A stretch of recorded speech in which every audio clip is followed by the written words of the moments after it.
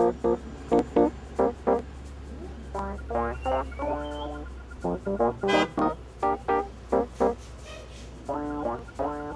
remember, I'll never forget that moment. I walked into the store and I saw these sneakers and I picked them up off the wall.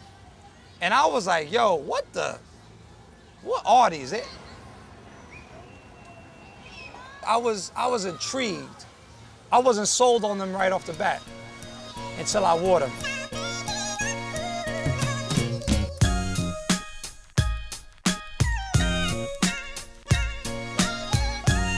It was the ball-playing community that wore those sneakers off the bat to play ball. And then it started spilling off court. I remember a time when we wore basketball clothes all day long, like, you know what I mean, gym shorts, and everywhere we went. And we had sneakers on, gym shorts, and a jersey or a tank top, because we played ball. That's how we lived. Let me make a connection for you. Like basketball and hip hop, they're so intertwined. It's not even funny. Like before hip hop came along, there was nothing but basketball. When we were playing ball, like we were listening to rap music, you know, and the guys that were involved in hip hop, you know, they love basketball. A lot of them played ball. So the relationship between hip hop and sports period, but mainly basketball, is really tight and interwoven. Me, particularly in my life, if I hadn't gone hip hop, I'd have been a ball player. Just do it, baby.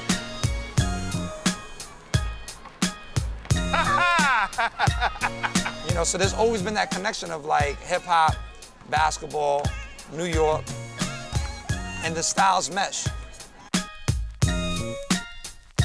You know, walking here is a very functional part of living in New York, you know. So if you're gonna walk, you know, it's like, what do you want to be seen in? The New York kid, whether he's walking to school or walking to work or walking to his corner, whatever job he's doing, you understand, comfort is key, the components is key, and the bragging rights that the shoe gives you walking up the block is key. People that look down at your feet, you know what I mean? In New York, you know, people, eye contact after we get to know you, but before that, it's like, yeah, what's up? And then people looking down, you know what I mean? And if your shoe game is tight, hey, what's up? How you? Then they'll come up. You want these to stick out more than anything, because the first thing somebody do is they look you in the eye, give you a pound, and go to your foot. And you want that to be like, psh, you want to knock their head right back up. Like, woo! You could be bummy from head to ankle, but on your feet, it gotta be fresh.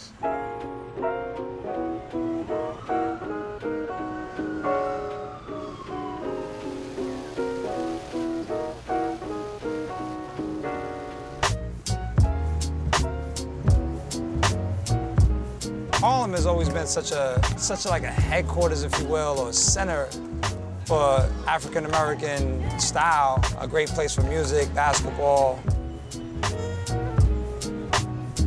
culture, history, pride, I mean, you know, on and on and on. Everything, like, fresh for young black was Harlem first. You know what I'm saying? Jazz was in Harlem.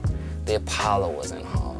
All the flashy basketball players were in Harlem. They were all driving up there in Rolls Royces. Being in Harlem and getting those sneakers, you called them Harlems, you called them Uptowns. You lived in Brooklyn and you called your sneakers Uptown. Cats from Brooklyn, they knew what time it was, you know. Cats from LES, they knew what time it was. They had to come uptown to get Air Force Ones, or Airs, or Uptowns, or Nike Airs, Nike Airs.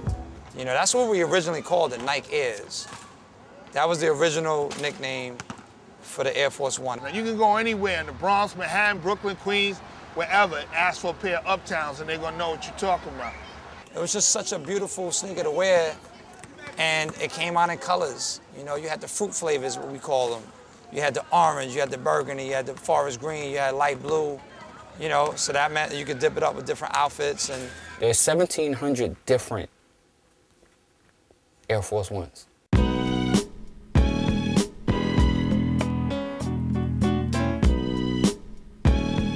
I mean, there is no other sneaker that made that many different variations.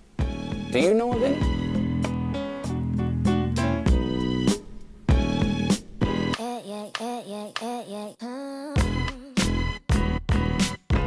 Nothing is as popular in dressing circles and, you know, in being fresh to death circles than Air Force Ones. That's some people's dress shoe. Like, they'll get fly, like, that's it, like, I wear with my linens, I put on my little tux with it, you know what I mean, like, and get married in them. Those are like one of those only sneakers that you could really do that and get away with it. Oh my goodness, I'm gonna kill them with these right here. Oh, these right here, go murder them. Woo, if somebody spill a drink, you really end up murdering somebody. See, it's not just about having an ill pair of sneakers, it's about putting it together properly. Because if you put it together properly, that neck that snaps breaks a little harder. It's just like, oh, he's just not wearing these sneakers and looking crazy. He's wearing the sneakers with the right shirt and the right hat, and he's killing them. Hip-hop people stay fresh. They're clothes horses. We're clothes horses. We like to look good, and some of us are really extreme with it. And when you have rappers or when you have people influencing the urban culture saying, like, this is my brand of choice, you know, that makes a huge impact on a young kid. You know, because that kid wants to have anything that that artist pretty much produces or uses.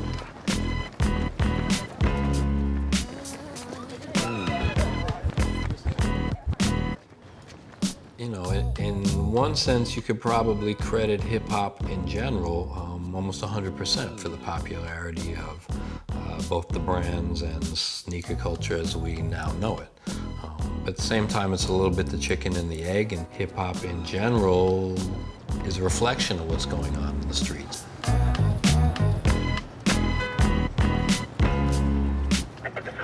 It was the streets. The streets made Air Force Ones hot. Harlem made Air Force Ones hot. No rapper, nobody is responsible for that shit, just the streets. And no one guy said, oh, I'm gonna wear Air Force Ones and make them hot. No, that shit happened in goddamn basketball tournaments. Like, what the fuck were those? And then it wasn't like everybody loved them. It was the fresh dudes who played basketball who were like, those are crazy. I'm not playing in those. I'm gonna wear those in the street. It wasn't like Nike was like, bow, the shoe of choice, this is for you. You know, it was something that was adopted. It was something that was real. It was something that happened slowly, one kid at a time, one community at a time.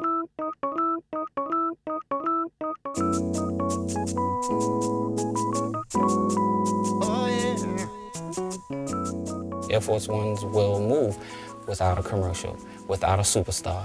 They just put them on the shelves and watch them fly. Why? Simple, perfect sneakers. This is crazy things. Everyone rip off their shoes. Every fashion designers, everyone makes shoes based on this Air Force One. But still, maybe the Nike one is #1. When I look at all the SKUs that Nike produces, I still would have to say the Air Force One is probably the ultimate canvas for any designer. You can add on to it, you can build up on it. It's such a strong foundation, you can erect anything up on it. That's what the Air Force One to me is. It's the classic Nike, but even beyond just Nikes, it's the most classic sneaker out there. With the white on white, that's it. I mean, they're too pure to play basketball in. And they're like a basketball sneaker. But just the lines and the purity of the white, I mean, they're so white. I mean, when you open up the box, let me show you. When you open up a box of these, right, if you listen closely, you can hear the angels in heaven, right, sing, right? You open the box slowly and it's like, ah. And you got these beautiful, pristine, white, all white ups with not a scuff on them. It's like, oh my God. That's what it is, B. That's what it is. You know, and that's the passion that a lot of these kids in the hip-hop community had towards footwear. Similar to my girl, you're good for me. You touch me right, you feel right, you're gushy. I'm coming back. I'm gonna represent you, represent me. I'm not flirting with anybody else. Just give me one. Got one girl. Just one. That's all I need. Perfect marriage. My shoes, my game, my sport. I do. It's definitely married to the shoe. Does it have some other baby mama? You know what I mean? Does it have some other friends? Does it have some other little whatever on the side? Yeah, but is this probably the one? Is this like the one that I'm calling my baby mama? This is the baby mama. You know what I mean? And I need to see her. Yo, you can't, people try to like theorize this whole sneaker phenomenon to like such a deep level. It's so simple. You make a nice looking sneaker that's comfortable, people gonna wear it. It's that simple. It is what it is, you know, it's love is love.